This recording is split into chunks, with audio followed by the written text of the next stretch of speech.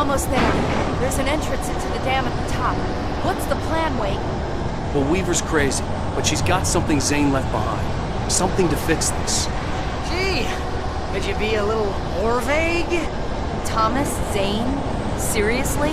Might as well be Paul Bunyan or Bigfoot. Yeah, well, he was real.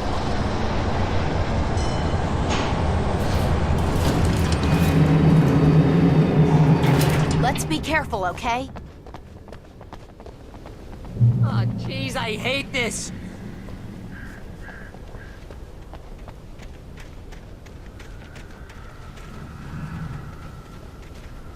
Okay, Wake. There's a button over there that opens the door.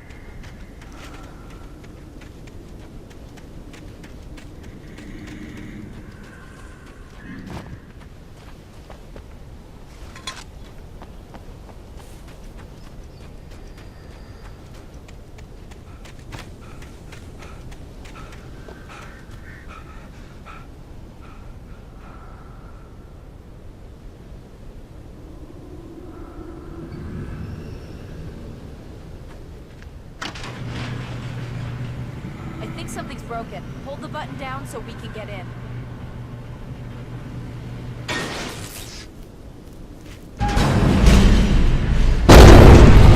Ow! Wait! What's going on? We can get to the dam through here. What's happening out there?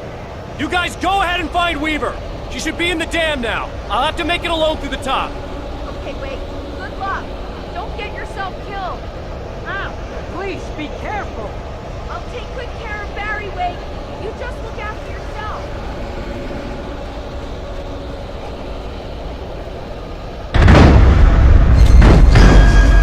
You gotta be kidding me.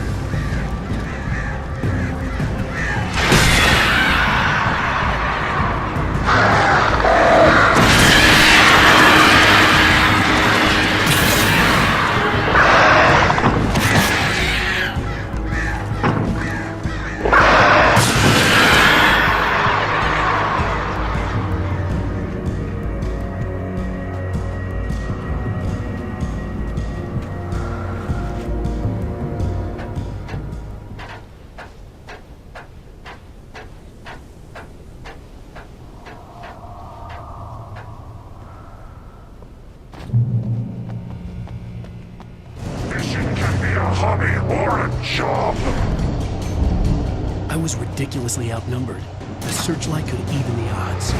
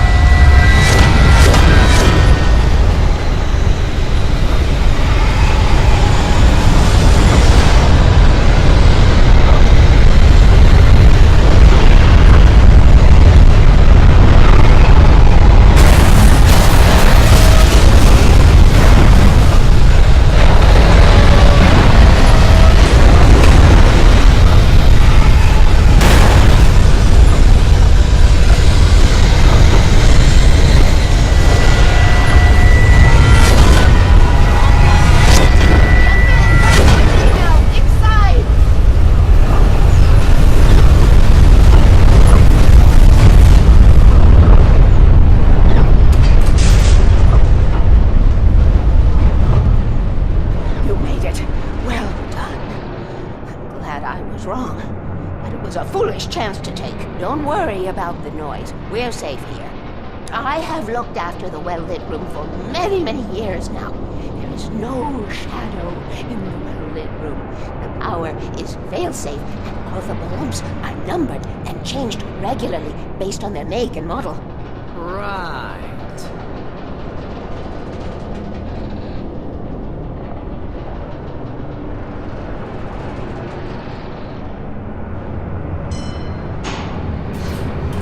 There's an old army base at Great Cove Point, north of here. It was active during the Second World War. They operated here back then. They must have built this. Yes, they did. It's my place now.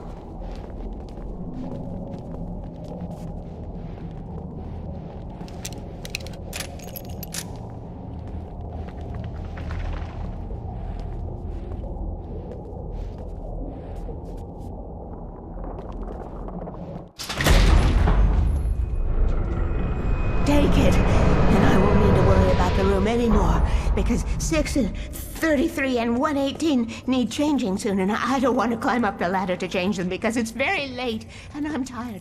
And if you take it, I won't have to do that anymore.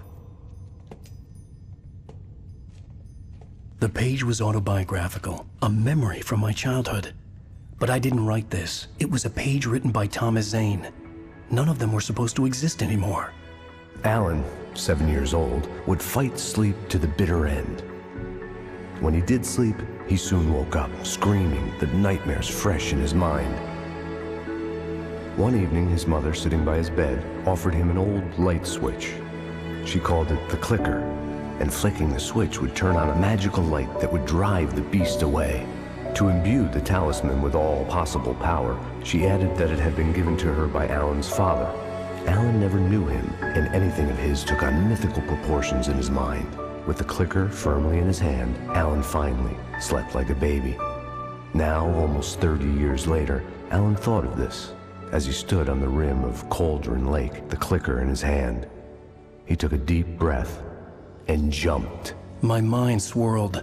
I'd given the clicker to Alice, yet it was here. Zane had written it into existence in a story I had written. I can get to her now. I can finish this.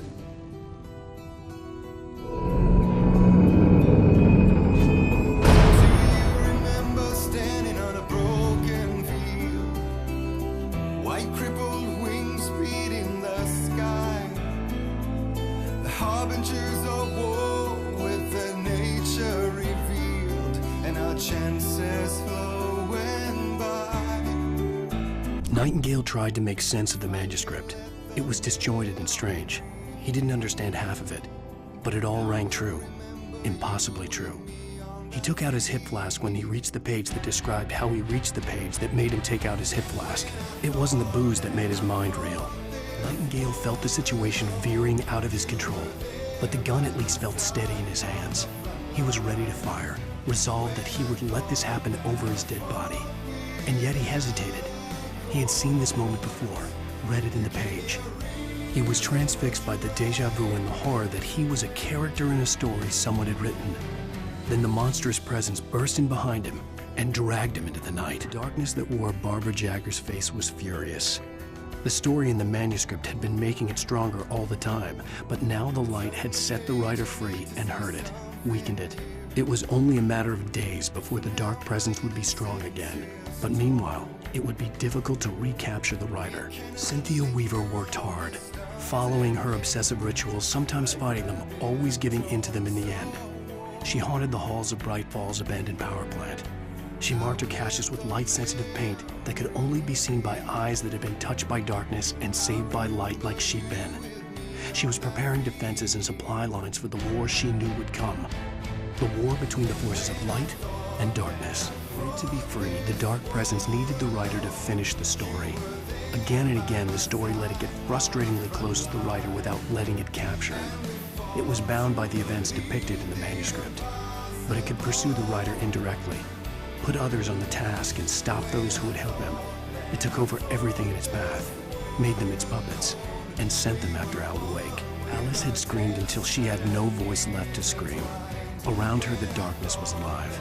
It was cold and wet and malevolent and without end.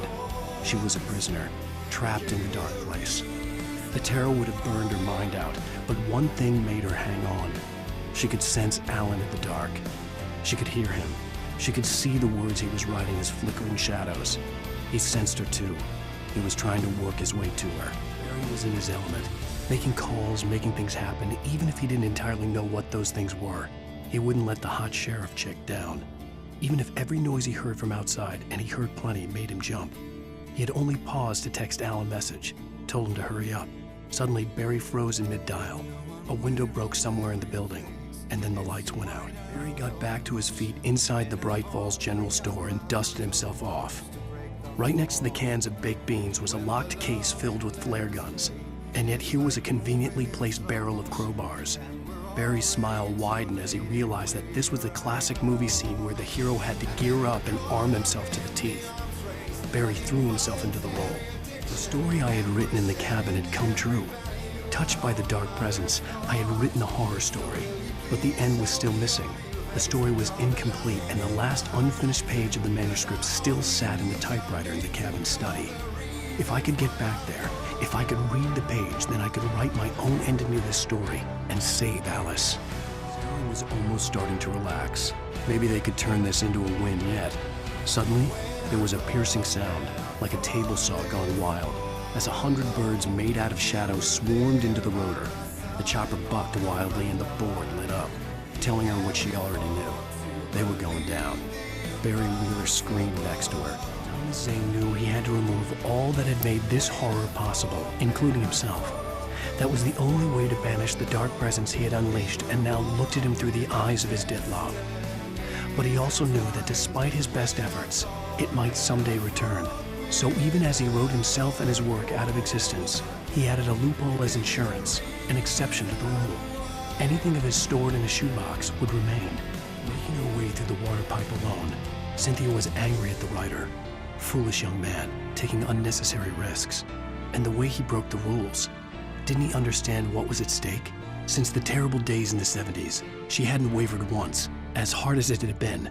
She was tired of protecting the town all these long years, and now only wanted to rest. The Poet and the Muse, lyrics by Old Gods of Asgard, the chorus. And now to see your love set free, you will need the witch's cabin key. Find the Lady of the Light, gone mad with the night. Find the Lady of the Light, still raving in the night. That's how you reshape destiny. Children of the Elder God lyrics by Old Gods of Asgard. The first verse and chorus. Warriors, torchbearers, come redeem our dreams. Shine a light upon this night of otherworldly fiends. Odin's might be your guide, divorce you from the sane. Hammer's way will have its say, rise up in their name. O memory and thought, jet black and clawed, children of the Elder God, scourge of light upon the dark. Children of the Elder God lyrics by Old Gods of Asgard. The second verse and chorus. Scratching hag, you can rake your claws and gnash your crooked teeth. You've taken slaves like ocean waves, now feel the ocean seethe. Father Tor bless the war between the dark and light. In their songs let their wrongs bring disillusion's night. O memory and thought, jet black and clawed, children of the Elder God, scourge of light upon the dark.